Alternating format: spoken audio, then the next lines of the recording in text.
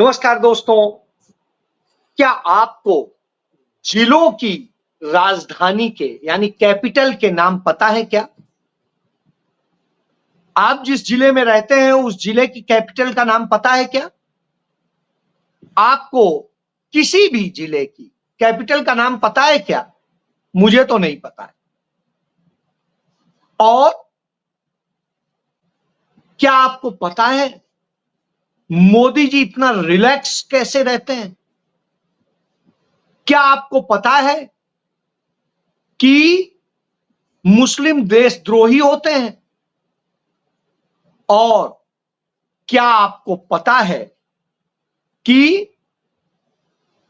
Bharatiya Janata party के लोग ही सबसे विद्वान होते हैं? और क्या आपको पता है हेमंत सोरेन जेल में है या नहीं है? जी हां, सवाल यही है। और सवाल ये क्यों है, इस पर आता हूं। हमारे प्रधानमंत्री के ज्ञान से पूरा दुनिया उनसे प्रकाश पाती है। आखिर वो विश्व गुरु हैं। और नरेंद्र मोदी की शिक्षा दीक्षा जो हुई है वो इतने महान इंस्टीट्यूट्स में, स्कूलों में और सब जगह हुई है कि उनका ज्ञान अद्भुत है। चाहे उनकी साइंस हो, चाहे उनकी रॉकेट साइंस हो, चाहे दूसरे तमाम और पॉलिटिक्स के ज्ञान हो, भौगोलिक ज्ञान हो, इतिहास के ज्ञान हो, हर ज्ञान में वो, तभी तो उन्हें लोग विश्वगुरु कहते हैं। पूरी दुनिया उनके प्रकाश से, उनके ज्ञान के प्रकाश से प्रकाशित होती है। तमाम धर्म उनके कहे वचनों से चलते हैं। और कोई और चले न चले, कम से कम कथित तौर पे हिंदू धर्म, सनातन धर्म तो उन्हीं के हिसाब से चलता है। जी हां, ये स्थिति क्यों है? क्योंकि आपको याद होगा कि नरेंद्र मोदी गुजरात में पैदा हुए थे, जहां पैदा हुए और उन्होंने बताया कि वो चाय बेचते थे स्टेशन में, बड़नगर में। साहब, जब वो बता रहे थे बचपन में चाय बेचते थे, वहां स्टेशन नहीं था, लेकिन आप सोचिए वो कितने बड़े भविष्य दृष्टा थे। उन्हें पता था इस जगह स्टेशन बनेगा कभी ना कभी। चाय बेची। याद करिए, वो गुजरात में चले जा रहे थे, एक आदमी अपने स्कूटर में ट्रैक्टर का पूरा वो लेकर के जा रहा था, पाइप, वो ट्यूब पूरी गैस भरा हुआ। उन पूछा तो उसने कहा मैं घर के उससे गोबर से गैस बनाता हूं और वो ले जाता हूं और उससे खेत में इंजन चलाता हूं। हुआ ना गजब का काम? ये प्रधानमंत्री को बता सकता है, स्कूटर में वो लाद के ले जा सकता है, ट्रैक्टर का बड़ा जो ट्यूब होता है। यह आप समझिए। इसके बाद आप याद करिए, वो नरेंद्र मोदी हो सकते हैं कि गुजरात में उनका एक परिचित चाय वाला जो नाले के बगल में चाय बेचता था, वो नाले में पाइप डाल करके और गैस निकाल करके और चाय बना के बेचता था। उसका ईंधन लगता ही नहीं था, उसे गैस सिलेंडर की जरूरत ही नहीं थी। आपको याद होगा रॉकेट साइंस का, आप याद करिए, प्रधानमंत्री ने बताया था कि रडार जो है पकड़ नहीं पाएंगे। मैंने बोला कैसे आप सर्जिकल स्ट्राइक करना, बादल होंगे, जिस समय बादल होंगे उस समय करना, आपके पूरे विमान जो है छिप जाएंगे, लड़ाकू विमान, और आप सट से जाना, सर्जिकल स्ट्राइक कर देना। याद करिए। ये मूर्ख है वैज्ञानिक जो कहते हैं रडार किसी भी स्थिति में पकड़ सकता है। इन्हें पता ही नहीं है। इनको तो शिक्षा लेनी चाहिए मोदी से। उन्होंने तमाम सारे और इजाद किए ज्ञान, कितने इतने ज्ञान है कि मैं क्या बताऊं। याद करिए, संत कबीर नगर में उन्होंने कहा कि गुरु गोरखनाथ जी, गुरु नानक देव जी और जो है संत कबीर दास जी एक साथ बैठ के यहीं चर्चा किया करते थे। आप देखिए, सबके जीवन में शताब्दियों का अंतर है, लेकिन मोदी जी हैं किसी की भी साथ में चर्चा करा देंगे। एक इतिहास नहीं है। उन्होंने कहा मोहम्मद गोरी को पृथ्वीराज चौहान ने मार दिया था। अब सोचिए कितना बड़ा ज्ञान है। हालांकि पृथ्वीराज चौहान 1100 कुछ में मरे थे और जो है मोहम्मद गोरी 1200 कुछ में मरा था, लेकिन कोई बात नहीं, कुछ सालों का जो अंतर है उससे क्या फर्क पड़ता है, मारा उन्होंने। तो इसी तरह से तमाम सारी चीजें, उनके ज्ञान का आप अद्भुत भंडारण देख सकते हैं। और उसी कड़ी में आज उन्होंने एक नया ज्ञान दिया। उड़ीसा में वो चुनाव प्रचार कर रहे थे, वहां पर उन्होंने कहा कि नवीन बाबू को उड़ीसा के जिलों की कैपिटल के नाम तक पता नहीं होंगे, जिलों की कैपिटल के नाम। कितनी बड़ी बात कही। इतने सालों से वो मुख्यमंत्री हैं और सचमुच उन्हें नहीं पता है कि जिलों की कैपिटल के नाम क्या है। आपको पता है क्या? देखिए, आपको भी नहीं पता है, मुझे भी नहीं पता है। इसीलिए नरेंद्र मोदी जी विश्व गुरु हैं कि उन्हें पता है, किसी और को नहीं पता है। तो आप इससे समझ लीजिए। चलिए, तो ये मोदी का ज्ञान है। और उनके आप देखिए, आजकल वो इंटरव्यू दे रहे हैं, बहुत उनसे कठिन कठिन सवाल पूछे जा रहे हैं कि अर्णव गोस्वामी ने उनसे सवाल पूछ लिया, इंडिया जानना चाहता है कि आप इतने चुनाव के दौरान भी रिलैक्स कैसे रह लेते हैं। रिलैक्स। सोचिए, अपने गार्डन में मोदी जी इंटरव्यू देते वक्त भी फाइल दबाए हुए थे। हालांकि आप याद करिए, जब वो मुख्यमंत्री थे तो बता रहे थे कि मेरे सेक्रेटरी फाइल लेके आए। मैंने कहा ये फाइल कई दिन पड़ी रही, जब आए फिर दुआ। हमने कहा ये फाइल कौन पढ़ेगा, मैंने हाथ नहीं लगाया। और मैंने कहा जो बता दो क्या है और उसके बाद में कर लो। तो आप समझ लीजिए, लेकिन मोदी जी फाइल दबाए हैं। कल्पना कर लीजिए कितना बेचारे मेहनत करते हैं फाइल दबा के। तो वही इतना कठिन क्वेश्चन था कि उनको जवाब नहीं सूझा, घबरा गए मोदी जी उन सवाल से। आप याद करिए, रूबका लियाकत ने पूछा था कि आप इतना काम कैसे कर लेते हैं मोदी जी। मोदी जी की हालत बिगड़ गई थी, कैसे बताएं वो कैसे इतना काम कर लेते हैं। याद करिए, अक्षय कुमार ने सवाल किया था कि आप आम कैसे खाते हैं काट के। अब मोदी जी सोचते रह गए, जवाब देने में हालत बिगड़ गई थी। वैसे ही अब जो है ये पूछ दिया। इसके पहले आप देखिए, एएनआई की जो मालकिन भी है, एडिटर है, उन्होंने किस तरीके से उन्होंने पूछा, मोदी जी घबरा गए। ऐसे ही तमाम और लोग कि कैसे आप देश के लोगों के लिए इतना कर लेते हैं मोदी जी। मोदी जी परेशान हो गए, हम कैसे बताएं इतना कठिन सवाल। ये देखिए, न्यू इंटरव्यू होते हैं। लोग फालतू की बात करते हैं, मोदी जी इंटरव्यू नहीं देते। इतने अच्छे अच्छे इंटरव्यू देते, 3-3 लोग बैठते हैं और ऐसे सवाल होते हैं, हालत बिगड़ जाती।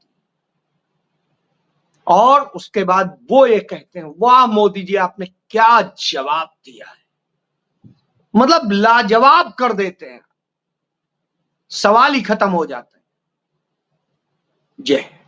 चलिए, छोड़िए मोदी जी की बात।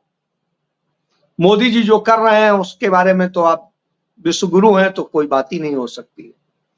आगे बात करते हैं, उनके पार्टी के गिरिराज सिंह जो चुनाव लड़ रहे हैं, उनका मुसलमान देशद्रोही होते हैं और इसलिए मुझे देशद्रोहियों का वोट नहीं चाहिए। इसीलिए नरेंद्र मोदी मुसलमानों को टिकट नहीं देते हैं। हालांकि केरल में एक टिकट दिया, क्यों दिया उसके पीछे वजह है, लेकिन वैसे देते नहीं है, चाहे विधानसभा हो चाहे लोकसभा हो। तो आप समझ लीजिए। तो एक तो ये, लेकिन मोदी जी ने आज कहा कि नहीं, मुसलमान गलतफहमी का शिकार है, हमसे ज्यादा उनके लिए कौन करता है।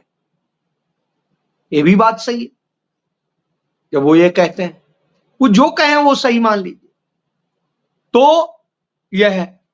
उसके अलावा आपको याद होगा, पीछे जब सत्ता में थी कांग्रेस पार्टी, आरजेडी और ये सब मिलकर के सरकार चला रहे थे, उस समय जब ये स्थिति हुई थी और मणिपुर में बेटियों के साथ में जो घटनाएं हुई थी, उसके बाद में गुस्सा करके भाजपा के प्रवक्ता विनोद शर्मा ने बीजेपी छोड़ने की बात कही थी, वीडियो बनाया। वो गए और कांग्रेस में शामिल हो गए। आज जब मल्लिकार्जुन खड़गे वहां पहुंचे तो साहब उन्होंने इस्तीफा दे दिया। कांग्रेस पार्टी हिल गई। अरे विनोद शर्मा ने इस्तीफा दे दिया, इतने बड़े जनाधार वाले नेता ने, हिल जाएगी। जैसे एक कांग्रेस पार्टी में वो महिला होती थी राधिका खेड़ा, बड़ा मुझे याद है चुनाव के दौरान विज्ञापन बांटने के नाम पे कमीशन खाने का और तमाम सारी चीजें करने का अखबारों के साथ डील हुई थी। तो वो डील करने वाली वो बताती है कि सब भ्रष्ट हैं, सारे विरोधी दल भ्रष्ट हैं, सारे वो हैं, क्या किया है राहुल गांधी को तो कुछ नहीं है, पता ही नहीं है उसको, ये है। कांग्रेस हिल गई, खत्म हो गई कांग्रेस। अब आप समझ लीजिए। इसके बाद में आप देखिए, इसी तरीके से कुछ और भी आ जाते हैं। तो जब वो लोग आ जाते हैं तो आप सोचिए, मोदी जी तो मोदी जी, फिर समझ सकते हैं आप। उन्होंने कहा कन्हैया कुमार जैसों को टिकट देते हैं, उन्हें पार्टी में रखते हैं, इसलिए हम छोड़ रहे हैं। आरजेडी जैसे जंगल राज वालों के साथ में खड़े हैं, इसलिए छोड़ रहे हैं। भाई तब भी तो सरकार बनाए थे जब आप आए थे। बहरहाल कोई बात नहीं। तो ये इस तरह की बातें, आखिर ये बातें हो क्यों रही? अब सवाल यहां, क्योंकि आज प्रियंका गांधी महाराष्ट्र में थी, और वही महाराष्ट्र में थी जहां पीछे कल नरेंद्र मोदी थे। और हालत ये कि नरेंद्र मोदी के में तो चंद लोग थे। स्थिति यह है, प्रियंका गांधी के लिए जन सैलाब उमड़ पड़ा था। लोग घबराए हुए से बिल्कुल एकदम खड़े थे। और ऐसी स्थिति में आप समझ सकते हैं कि जिस तरह की स्थिति है, उससे आप मान लीजिए कि हालत बिगड़ी हुई थी। और जब हालत बिगड़ी हुई हो तो घबराहट होती है। उस घबराहट में आज नरेंद्र मोदी उड़ीसा में अपना संतुलन खो रहे थे। और जब वो संतुलन खो रहे थे तो उधर आंध्र प्रदेश में राहुल गांधी चुनौती दे रहे थे और कह रहे थे, मैंने आज तक कभी भी किसी को जिताने के लिए या कहने के लिए नहीं कहा, लेकिन आज मैं कह रहा हूं, शर्मिला मेरी बहन है, इसे जिता के भेजना, इसकी लोकसभा में जरूरत, आपकी आवाज बनना चाहिए। ये वही है शर्मिला रेड्डी जो राजशेखर रेड्डी की बेटी है। वही राजशेखर रेड्डी जो मरते समय तक कांग्रेसी थे, लेकिन उनके बेटे ने जा करके नरेंद्र मोदी के आगे मत्था टेक दिया। और अब चंद्रबाबू नायडू ऐसे ही मत्था टेके हुए। तो आप इससे समझिए, इस तरह के लोग। तो जब यह स्थिति होती है, लेकिन जिस कॉन्फिडेंस के साथ में राहुल गांधी तथ्यों पे बात करते हैं, जिस तरह जनसैलाब उमड़ रहा है, जिस तरह से जनता उमड़ रही है, हमने कल उत्तर प्रदेश में देखा कि किस तरीके से उत्तर प्रदेश में लहर। नरेंद्र मोदी को वाराणसी से डर लगने लगा है। हालत यह है, कल अक्षय तृतीया के दिन अजय राय ने अपना नामांकन किया और देवरिया में कांग्रेस पार्टी के प्रवक्ता, उन्होंने नामांकन किया। तो उस स्थिति में वाराणसी पे तो सबकी नजर है, और हालत यह कि वाराणसी में एक जनसैलाब आ गया। अजय राय के साथ में ऐसा भीड़, ऐसा वो कि एक आंधी बन रही थी। तमाम सारे लोगों के, मित्रों के मुझे फोन आया और वो एक कहते हैं कि भाई साहब, अब की तो लग रहा है कि कहीं मोदी हार ना जाए। हमने कहा ये बात तो मैं पहले से कह रहा हूं कि वहां हालात बदले हुए।